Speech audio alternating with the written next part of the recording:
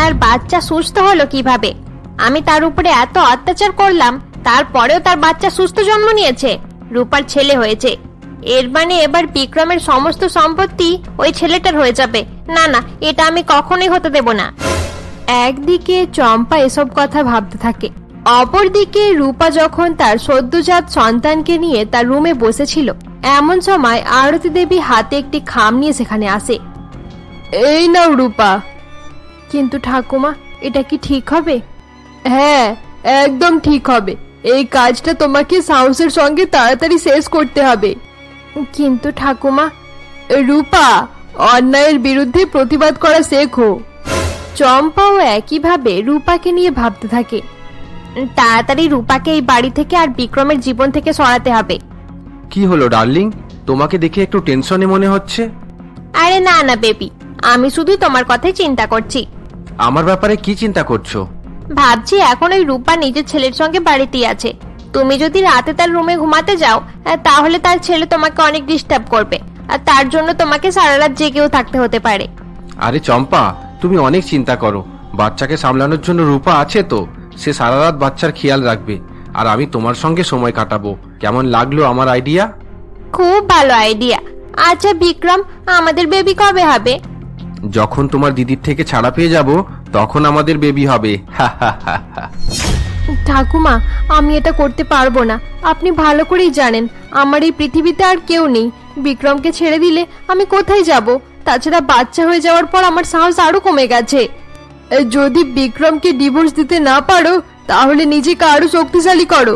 তোমার ওই সৎ বোনকে এখনই আমাদের বাড়ি থেকে বার করে দাও। কিন্তু ঠাকুমা, নিজের অধিকারের জন্য প্রতিবাদ করা শেখো রূপা, এভাবে চলবে না। ঠাকুমার মুখে এই কথা শুনে রূপা তার সৎ বোন চম্পার কাছে যায় এবং তার হাত ধরে বাড়ি থেকে বার করে দেয়। এসব তুমি কি করছো দিদি? তুই আমার বাড়িতে থেকে আমার স্বামীকে কেড়ে নেওয়ার চেষ্টা করবি, আর আমি সবকিছু চোখ বন্ধ করে সহ্য করব? আমাকে বাড়ি থেকে বার করে দিয়ে তুমি অনেক ভুল করছো রূপা। এর জন্য তোমাকে অনেক আফসোস করতে হবে। রূপার কথা তোকে বেশি চিন্তা করতে হবে না চম্পা। এবারে যা এখান থেকে, নির্লজ্জ মেয়ে কোথাকার। আমার নাতির সঙ্গে অবৈধ সম্পর্ক পেতে বসে আছে। সকলে কথাই বলছিল, এরই মাঝে বিক্রম সেখানে চলে আসে। রূপা, তোমার সাহস কি করে হলো আমার চম্পাকে বাড়ি থেকে বার করার? বিক্রম, এখন আমাদের একটা সন্তান হয়ে গেছে, এবার তোমাকে বাড়িতে সময় দেওয়া দরকার। এর মধ্যে মেয়ের সঙ্গে সময় কাটানো বন্ধ করে দাও। এ শুধুমাত্র তোমার সম্পত্তি পাওয়ার লোভেই তোমার সাথে থাকে। চুপ করো তুমি। আমি ভালো করে জানি কে কি রকম মানুষ, আমাকে শেখানোর চেষ্টা করো না। বিক্রম, আমি কোনোদিনও ভাবতেই পারিনি যে তুই এরকম হয়ে যাবি। তুই কেন এরকম ভুল করছিস? ঠাকুরমা, রূপা যদি আমার সঙ্গে এই বাড়িতে থাকতে চায়, তাহলে তাকে চম্পাকে নিয়ে থাকতে হবে। তাকে ভালো করে বুঝিয়ে দাও, সে যেন চম্পার ভালোভাবে খেয়াল রাখে। কখনো না। আমি তোর ভুলের জন্য রূপাকে শাস্তি পেতে আর কান্নাকাটি করতে দেব না। রূপা। হ্যাঁ ঠাকুমা, অনেক হয়েছে। এবার আমি এরকম চরিত্রহীন মানুষের সঙ্গে আর এক মুহূর্তও থাকবো না। আমি এখনই বাড়ি ছেড়ে চলে যাব। এরপর সকলে হল রুমে চলে যায় এবং রূপা তার ঠাকুমার আনা ডিভোর্স পেপার বিক্রমের হাতে তুলে দেয়। ভালোই হয়েছে, এই পেপারগুলো আগে থাকতে তুমি তৈরি করে নিয়েছো। আমার কাছে এত সময় নেই, এখনই সই করে দিচ্ছি। তুমি যদি এই বাড়ি থেকে চলে যাও, তাহলে সবচেয়ে বেশি আমি খুশি হব। একটা কথা মনে রেখো বিক্রম, তুমি কোনোদিনও সুখে থাকতে পারবে না। আমার কথা মিলিয়ে নিও। কিছু সময় পর রূপা জামা কাপড় প্যাকিং করে এবং তার বাচ্চাকে নিয়ে যখন বাড়ি থেকে বেরিয়ে যাওয়ার জন্য তৈরি হয়, সেই সময় ঠাকুমা বলে, আরে রূপা, তুমি একা কোথায় যাচ্ছ? আমিও তো তোমার সঙ্গে যাব। আমিও নিজের জামা কাপড় প্যাক করে নিয়েছি। তুমি কেন যাবে ঠাকুমা? এই বাড়িটা আমার স্বামী বানিয়েছিল। এতদিন পর্যন্ত এটা আমার কাছে একটা মন্দিরের মতো ছিল, কিন্তু এখন তোর জন্য এটা একটা সাধারণ বাড়ি হয়ে গেছে। আমি এই পাপের জায়গায় আর এক মুহূর্ত থাকতে পারবো না। একটা কথা মনে রাখিস বিক্রম, তুই আর এই নোংরা মেয়েটা একদিন অনেক আফসোস করবি। চলো বৌমা। এরপর রূপা এবং ঠাকুরমা কিছু দূর পর্যন্ত হাঁটার পর একটি পার্কে গিয়ে বসে পড়ে। ঠাকুমা, এবারে আমরা কোথায় যাব? আমার সন্তান অনেক ছোট, আমি কিভাবে তার খেয়াল রাখবো? আরে তুমি চিন্তা করো না রূপা, সমস্ত রকম ব্যবস্থা হয়ে গেছে। আরতি এবং রূপা কথাই বলছিল, এমন সময় এক লোক সেখানে আসে। এর সঙ্গে তোমার আলাপ করিয়ে দিব বৌমা। এ হলো রতন, আগে আমাদের বাড়িতে ড্রাইভারের কাজ করত, এখন নিজের গাড়ি কিনে নিয়েছে। সবকিছু আপনার জন্যই হয়েছে ঠাকুমা। আপনি আমাকে একসঙ্গে অনেক টাকা দিয়েছিলেন, তাই আজ আমি নিজের পায়ে দাঁড়াতে পেরেছি। এরপর লোকটি তাদেরকে নিয়ে একটি ছোট বাড়িতে পৌঁছায়। আজ থেকে আপনারা এখানে থাকবেন, আমি পাশের ওই বাড়িতে থাকি। আপনাদের কোনো জিনিসের প্রয়োজন হলে আমাকে ডাকবেন। এরপর রূপা এবং ঠাকুমা বাড়ির ভেতরে চলে যায়। তারা ভেতরে গিয়ে সোফার উপরে বসে পড়ে। ঠাকুমা, আমরা তো নিজেদের বাড়ি ছেড়ে দিয়ে চলে এলাম, কিন্তু এবারে আমরা সংসার কিভাবে সামলাবো? আর ছোট সন্তানকে মানুষ করা অত সহজ ব্যাপার নয়। কতদিন পর্যন্ত আমরা রতনের কাছ থেকে সাহায্য নেব? আমি বাচ্চার দেখাশোনা করব। তুমি আগে যেভাবে হোটেলে কাজ করতে, কাল থেকে তুমি আবার সেই কাজ করবে। হ্যাঁ, আমিও হোটেলের কাজ করতে খুব ভালোবাসি, কিন্তু এখন হঠাৎ করে কে আমাকে কাজ দেবে? এখান থেকে কিছুটা দূরে এমটি রোডে একটা নতুন হোটেল খুলেছে, সেখানে আমার পরিচিত এক ছেলে কাজ করে। সেই বরং তোমার কাজের ব্যবস্থা করে দেবে। পরের দিন সকালে বিক্রমদের বাড়িতে। আরে বেবি, এত চিন্তা করছো কেন? তোমার ঠাকুমা কখনো তোমার খুশির খেয়াল রাখতো না। সে সবসময় রূপাকে নিয়েই পড়ে থাকতো। তুমি তাকে নিয়ে ভাবা বন্ধ করে দাও। তুমি একদম ঠিক বলেছো চম্পা। আমাকে ঠাকুমার ব্যাপারে ভাবা বন্ধ করে আমাদের ভবিষ্যতের ব্যাপারে ভাবতে হবে, তাই তো? হ্যাঁ, আমি এটাই চাই। শোনো না বিক্রম, যখন এখানে সবাই ছিল তখন বাড়িটা ফাঁকা ফাঁকা মনে হতো না, কিন্তু এখন তো আর কেউ নেই। আমি নিজের মাকে এখানে ডেকে নেব। হ্যাঁ ঠিক আছে, তুমি মাকে এখানে ডেকে নাও, সেও আমাদের সঙ্গে থাকুক। চম্পা ধীরে ধীরে তার প্ল্যান মতো কাজ করছিল। অপরদিকে রূপাদের বাড়িতে। ঠাকুমা, আমি কাজে যাচ্ছি। বাচ্চা যদি খুব বেশি কান্নাকাটি করে তাহলে আমাকে একবার ফোন করে ডেকে নেবেন। তুমি এমন করে বলছো যেন আমি প্রথমবার ছোট শিশু হাতে নিয়েছি। এবার যাও, দেরি না করে তাড়াতাড়ি কাজে যাও। এরপর রূপা ঠাকুমার কথা মতো একটি হোটেলে পৌঁছায়। হোটেলটি দেখে মনে হচ্ছিল এটি একটি ধনী কোনো মানুষের হোটেল। এর আগে রূপা কোনোদিন এত বড় হোটেলে কাজ করেনি, তাই সে ভাবতে থাকে হয়তো এই হোটেলে তার চাকরি হবে না। এক্সকিউজ মি, আমাকে আরতি দেবী এখানে পাঠিয়েছেন। রূপার কথা শুনে রিসেপশনের লোক রূপাকে নিয়ে ম্যানেজারের কাছে চলে যায় এবং ম্যানেজার রূপাকে চাকরি দিয়ে দেয়। এরপর রূপার সারাদিন হোটেলেই কেটে যায়। রাতের বেলা। নতুন চাকরি কেমন লাগছে রূপা? সেখানকার মানুষ কেমন? ঠাকুমা, এতদিন পর কাজ করে আমার খুব ভালো লাগছে। ওখানকার সকলে খুব ভালো। অপরদিকে বিক্রমদের বাড়িতে। চম্পা, তুই এতদিন আমার কথা মতো কাজ করেছিস, তাই আজ তোর আর বিক্রমের বিয়ে হতে চলেছে। তা তোরা কবে বিয়ে করছিস চম্পা? খুব তাড়াতাড়ি বিয়ে করে নেব। বিক্রম বলছিল অনেক ধুমধাম করেই বিয়ে করবে, তাই একটু টাইম লাগবে।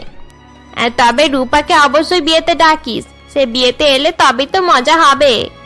আমি তার চেহারাও দেখতে চাই না মা। যতদিন পর্যন্ত বাবা বেঁচে ছিল তাকে বেশি ভালোবাসতো, সবাই তাকেই পছন্দ করত। এমনকি বিক্রমের মতো ধনী ছেলেও তাকেই পছন্দ করলো। এসব দেখে দেখে আমি আর তাকে সহ্য করতে পারি না। এভাবেই কয়েক মাস কেটে যায়। রূপা ধীরে ধীরে নিজের চাকরিতে উন্নতি করছিল। অপরদিকে চম্পা এবং তার মা বিক্রমের টাকা নষ্ট করতে থাকে। তারা প্রতিদিন শপিং করত এবং বড় বড় হোটেলে খাওয়া দাওয়া করত এবং গহনা মেকআপের পেছনে অনেক টাকা খরচ করত। এরকমই একদিন। কোথায় যাচ্ছ বেবি? চম্পা, আজ অনেক ইম্পর্টেন্ট একটা মিটিং আছে, তাই তাড়াতাড়ি অফিস যেতে হবে। না, আজ আমি তোমাকে কোথাও যেতে দেব না। আমি তোমাকে অনেক মিস করছি। কিন্তু চম্পা, মিটিং এর কি হবে? তোমার মধ্যে এত বড় একজন বিজনেসম্যানের জন্য আবার মিটিং কিসের? নিজের অ্যাসিস্ট্যান্টকে বলে ম্যানেজ করিয়ে নাও। আজ আমি তোমাকে কোথাও যেতে দেব না। এরপর বিক্রম আর সেই দিন অফিসে যায় না এবং বাড়িতে চম্পার সঙ্গে বসেই সময় কাটায়। বিক্রম চম্পার ভালোবাসায় অন্ধ হয়ে নিজের কাজের প্রতি লক্ষ্য কমিয়ে দেয়। এভাবেই বেশ কিছু দিন কেটে যায়। একদিন, মা, আমার শরীর ভালো নেই। বিক্রম এখনই অফিস থেকে চলে আসবে। তুমি তার জন্য কফি বানিয়ে দাও। আমি তার জন্য কফি বানাবো? যতদিন পর্যন্ত সে তোকে বিয়ে না করে নেয় ততদিন আমি তার জন্য কিচ্ছু করব না। তাকে বল আগে তোর সঙ্গে বিয়ে করতে। তাছাড়া কিছু সময় আগে পর্যন্ত তোর শরীর তো ঠিক ছিল, এখন আবার কি হয়ে গেল? জানি না মা, মাথাটা খুব ঘুরছে, শরীরটাও খারাপ লাগছে।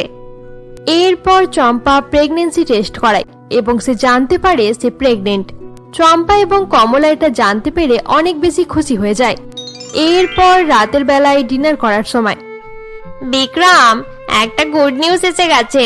তাড়াতাড়ি আবার বিয়ের ব্যবস্থা করো। হ্যাঁ মা, আমি ব্যবস্থা করছি। রূপা, আজ আমাদের হোটেলের মালিক দুবাই থেকে আসছে, তার দেখাশোনার দায়িত্ব আমি তোমার হাতে দিলাম। ভালোভাবে তার খেয়াল রাখবে। ঠিক আছে স্যার। কিছু সময় পর হোটেলের মালিক এক বড় গাড়িতে করে হোটেলে পৌঁছায়।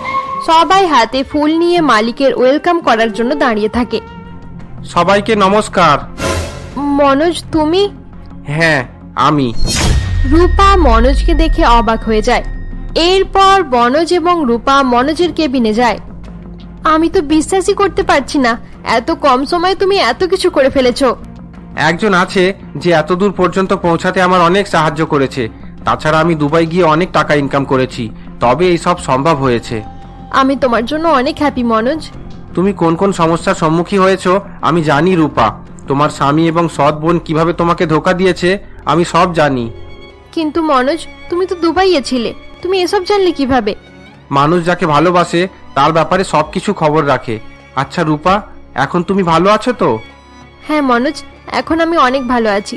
যখন বিক্রম আমাকে বাড়ি থেকে বার করে দিল, তখন আমি বুঝতে পারলাম তোমার মন ভেঙে আমি তাকে বিয়ে করেছিলাম, তাই আমাকে শাস্তি পেতে হচ্ছে। আচ্ছা ওসব কথা ছাড়ো, আনন্দের খবর এটাই যে আজ তুমি অনেক সাকসেস হয়েছো। সব তোমার ভালোবাসার জন্য হয়েছে রূপা। আমি এখনো তোমাকে ভালোবাসি। রূপা, তুমি কি আমায় বিয়ে করবে? এসব তুমি কি বলছো মনোজ? আমি জানি তুমি আমাকে অনেক ভালোবাসো, কিন্তু আমি তোমাকে বিয়ে করার অবস্থায় নেই। তুমি যে কোনো ভালো মেয়ে পেয়ে যাবে, তাহলে তুমি এক ডিভোর্সি হয়ে যাওয়া মেয়েকে কেন বিয়ে করবে? তুমি নিজের জন্য অন্য কোনো ভালো মেয়ে খুঁজে নাও মনোজ। অপরদিকে চম্পাদের বাড়িতে। আমি তোমার সঙ্গে এখন বিয়ে করতে পারবো না চম্পা। বিয়ে করতে পারবে না মানে? আরে চম্পা, এখন তোমার শরীর ভালো নেই, সারাদিন বিছানায় পড়ে থাকো। এই অবস্থায় তুমি বিয়ে কিভাবে করবে? বিক্রম, কয়েকদিন পর লোকে নানা রকমের কথা বলতে শুরু করে দেবে, তার আগে আমাদেরকে বিয়েটা করে নিতে হবে। তুমি লোকের কথা শুনে আমাদের জীবনের ইম্পর্টেন্ট ডিসিশন নিচ্ছ কেন? এটা তেমন কোনো ব্যাপার নয়। একবার বাচ্চা হয়ে যাক, তারপর আমরা বিয়ে করে নেব। বিক্রম এই বলে সেখান থেকে চলে যায়। সময়ের সঙ্গে সঙ্গে চম্পা অনেক অসুস্থ হয়ে ওঠে। গর্ভবতী থাকার কারণে সব সময় তার বমি পেত এবং শরীর খারাপ থাকতো। এইরকমই একদিন রাতে। বিক্রম, কোথায় যাচ্ছ তুমি? আজ ইনভেস্টরদের সঙ্গে পার্টি আছে, আমাকেও ইনভাইট করেছে, তাই সেখানে যাচ্ছি। রাতে আমি বাড়ি ফিরতে পারবো না, কাল সকালে আসবো, ঠিক আছে? আমার বেবি হবে, আর এই সময় তুমি আমাকে ছেড়ে পার্টিতে চলে যাচ্ছ? এসব নিয়ে এত চিন্তা করছো কেন? তুমি বাড়িতে রেস্ট নাও। বিক্রম এই বলে সেখান থেকে দরজার দিকে যাচ্ছিল, এমন সময় দরজায় এসে একটি মেয়ে দাঁড়ায়। হ্যালো বিক্রম। আরে পিঙ্কি, তুমি এখানে? লেট হয়ে যাচ্ছিল, তাই আমি এখানেই চলে এলাম। এবার তাড়াতাড়ি চলো। এরপর বিক্রম এবং পিঙ্কি সেখান থেকে বেরিয়ে পড়ে এবং তারা গাড়িতে চেপে সেখান থেকে চলে যায়। অপরদিকে বাড়ির জানালা থেকে চম্পা এসব কিছু দেখছিল। এই মেয়ে আবার কে ছিল? বিক্রম গাড়ি চালাতে চালাতে পিঙ্কিকে বলে। ডার্লিং, তুমি বাড়ি পর্যন্ত আসতে গেলে কেন? আরে কাম অন বিক্রম, বাড়ি গেলাম তাতে কি হয়েছে? তুমি কি আমাকে সবার থেকে লুকিয়ে রাখতে চাও? না না, কখনো না। এত সুন্দর মেয়ে যে আমাকে ভালোবাসে, তাকে আমি সবার থেকে লুকিয়ে রাখবো কেন? আচ্ছা শোনো, আজ পার্টি শেষ হওয়ার পর আমার ঘরে যাবে, ঠিক আছে? হ্যাঁ ঠিক আছে, কিছু সময় গল্প করার পর আমি নিজের বাড়ি ফিরে যাব। মা, আমার মনে হয় বিক্রমের লাইফে অন্য কোনো মেয়ে চলে এসেছে, তাই সে কয়েকদিন থেকে আমাকে ইগনোর করছে। না না, সে এরকম করবে না। সে যদি ভুল করেও এরকম করে ফেলে, তাহলে কিন্তু আমি তাকে ছাড়বো না। রূপা একা ছিল, কিন্তু তুই একা নেই, তোর সঙ্গে আমিও রয়েছি। খুব তাড়াতাড়ি তোদের বিয়ে হয়ে যাবে। অপরদিকে রূপাদের বাড়িতে। চম্পার সঙ্গে বিয়ে? হাসালে রূপা তুমি আমাকে। হ্যাঁ ঠাকুমা, এতদিন পর্যন্ত হয়তো বিক্রম আর চম্পা বিয়ে করে নিয়েছে। তুমি পাগল হয়ে গেছো রূপা, বিক্রম কাউকেই ভালোবাসে না। বিক্রমের ব্যাপারে তোমার থেকে আমি একটা কথা লুকিয়েছি।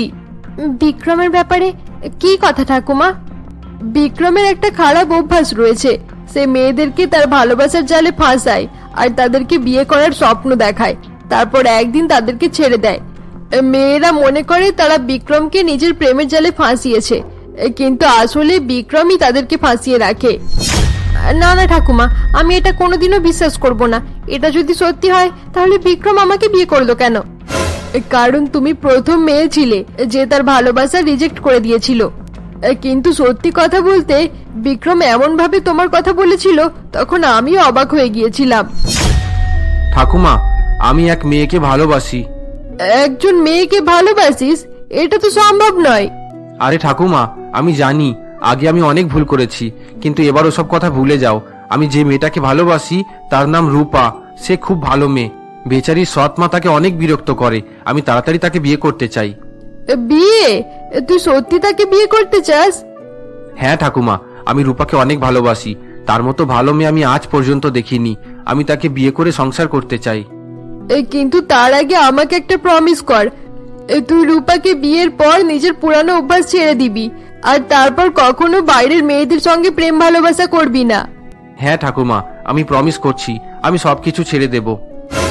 বিক্রমের এসব কথা শুনে আমি বিশ্বাস করে ফেলেছিলাম রূপা, আমার জন্য তোমার জীবন খারাপ হয়ে গেল। এইসব কথা আপনি আমাকে আগে বলেননি কেন ঠাকুমা? তোমাকে বিয়ে করার পর বিক্রম একেবারে বদলে গিয়েছিল রূপা। তোমাকে সে সত্যিকারের ভালোবাসতো, কিন্তু তোমার সৎ বোন চম্পার জন্য সে আবার আগের মতো হয়ে গেল। তবে এতে চম্পার যতটা দোষ রয়েছে, বিক্রমও সমান দোষী। কিন্তু ঠাকুমা, এবার চম্পার কি হবে? তোমাকে আর ওইসব নিয়ে চিন্তা করতে হবে না। যে যেমন কাজ করবে সে তেমন ফল পেয়েই যাবে। তুমি নিজের কাজ করো আর সন্তানের উপর লক্ষ্য রাখো।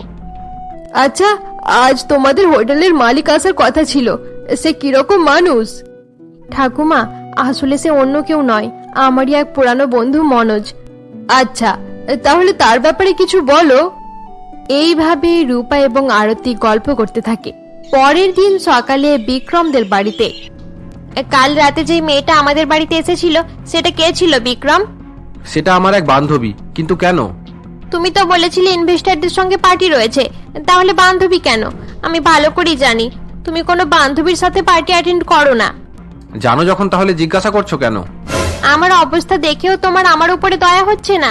তুমি এই সময় আমার সঙ্গে থাকার জায়গায় নতুন নতুন মেয়ের সঙ্গে ঘুরে বেড়াচ্ছ। শোনো চম্পা, তুমি আমাকে জ্ঞান দেওয়ার চেষ্টা করো না। কারণ রূপা যখন প্রেগনেন্ট ছিল তুমি তার সঙ্গে কি করেছিলে সেগুলো ভুলে গেলে। আচ্ছা, এই ব্যাপার। এখন রূপার উপর তোমার অনেক দয়া হচ্ছে দেখছি। একটা কথা ভালো করে শুনে নাও চম্পা, রূপা একমাত্র মেয়ে যাকে আমি সত্যিকারের ভালোবেসেছি।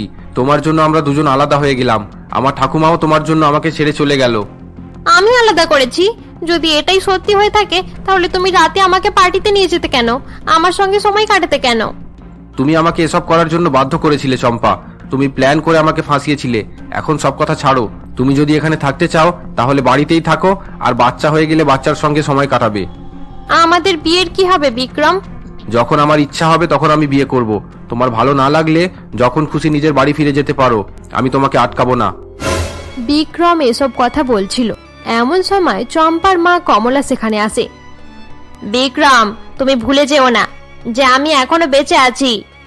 আচ্ছা, এই ব্যাপার। আমার নিজের ঠাকুরমা যাকে আমি এত ভালোবাসতাম সে রূপার সঙ্গে থেকেও আমার কিছু করতে পারলো না, তাহলে আপনি আমার কি করবেন? কোনো মিথ্যে কেস বানিয়ে আপনাদের দুজনকে ফাঁসাতে আমার 1 মিনিট সময় লাগবে না। পরের বার থেকে ভালো করে ভেবে নিয়ে আমার সঙ্গে কথা বলবেন। বিক্রম এই বলে সেখান থেকে চলে যায়। তুই চিন্তা করিস না চম্পা, আমি সব কিছু সামলে নেব। বিক্রমকে আমরা অবশ্যই জেলে পাঠাবো। না মা, তুমি জানো না বিক্রম কি কি করতে পারে। সে বড় বড় এমএলএ আর এমপিদের সঙ্গে কথা বলে। আমরা তো তার কিছুই করতে পারবো না। তাহলে আমরা এখন কি করব? আমি নিজের কর্মের শাস্তি পাচ্ছি মা। তুমি যদি এখানে থাকতে চাও তাহলে ঠিক আছে, থাকো। না হলে তুমিও এখান থেকে চলে যাও। না না, যতদিন বিক্রমের সঙ্গে তোর বিয়ে হচ্ছে না ততদিন আমি কোথাও যাব না। অপরদিকে রূপা এবং আরতি যখন বাড়িতে বসেছিল, এমন সময় মনোজ তাদের বাড়িতে আসে। কেমন আছেন ঠাকুমা? বলো বাবা, এতদিন দুবাইয়ে কাটিয়ে কেমন লাগলো? দুবাই বেশি ভালো না আমাদের দেশ বেশি ভালো? সত্যি কথা বলতে দুবাই থেকে আমি অনেক টাকা ইনকাম করেছি, তবে নিজের দেশের মতো শান্তি কোথাও নেই। নিজের দেশ সবচেয়ে বেশি ভালো। তুমি একদম ঠিক কথা বলেছো মনোজ। আচ্ছা মনোজ, তুমি নিজের লাইফে সেটেল হয়ে গেছো, এবার একটা ভালো মেয়ে দেখে বিয়ে করে নাও। হ্যাঁ ঠাকুরমা, আমি বিয়ে করে নেব ভেবেছি। একটা মেয়েও পছন্দ হয়েছে। বন্ধুরা, আজকের জন্য এতটাই। গল্পের পরবর্তী পর্ব দেখার জন্য আমাদের চ্যানেলকে সাবস্ক্রাইব করে দাও। আর গল্পটি তোমাদের কেমন লাগলো আমাদেরকে কমেন্ট করে জানাও।